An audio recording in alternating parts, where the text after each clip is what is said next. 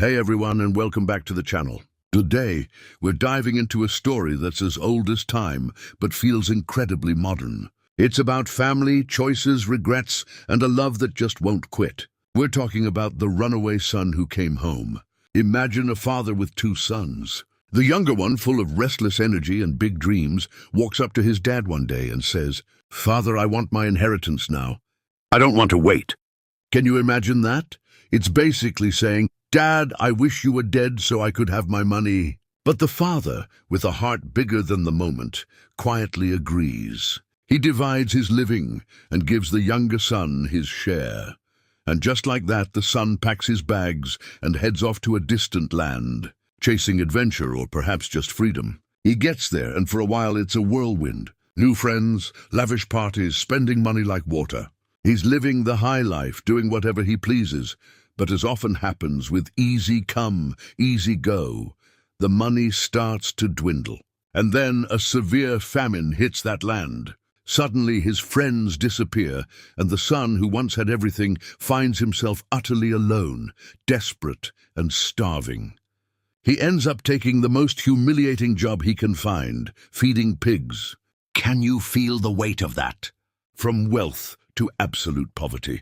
From celebration to literally longing for the pig's food. It's in that rock-bottom moment, sitting in the stench of the pigsty, that something shifts inside him. He thinks, even my father's hired servants have more than enough food, and here I am, starving to death. He has this moment of profound clarity. He decides, I will go back to my father. I will tell him I've sinned against heaven and against him, and that I'm no longer worthy to be called his son. I'll just ask to be one of his hired hands. So he sets off on the long, dusty road home, humbled, ashamed, and probably terrified of what awaits him. He's rehearsing his apology, preparing for rejection. But back at the farm, something incredible has been happening. Every single day, that father has been looking out, scanning the horizon, hoping. He hadn't given up. And then, one day, while the son is still a long way off, the father sees him. He recognizes him, even in his tattered clothes and gaunt frame, and instead of waiting for the son to come begging, the father sprints towards him. He doesn't hold back, doesn't wait for the practiced apology.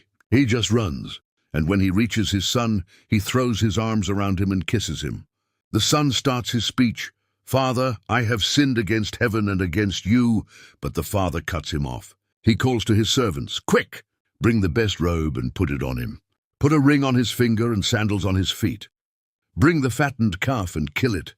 Let's have a feast and celebrate. For this son of mine was dead and is alive again. He was lost and is found." Of course, there's the older brother, who's been faithfully working in the fields all this time. He comes home, hears the music and dancing, and is furious. He confronts his father, saying, "All these years I've been slaving for you and never disobeyed your orders.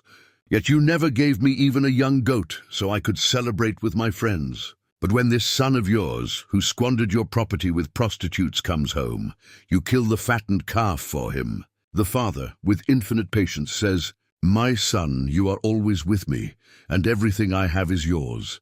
But we had to celebrate and be glad because this brother of yours was dead and is alive again. He was lost and is found." This story, friends, isn't just about a runaway son. It's about a father's unconditional love, a love that waits, welcomes, and forgives.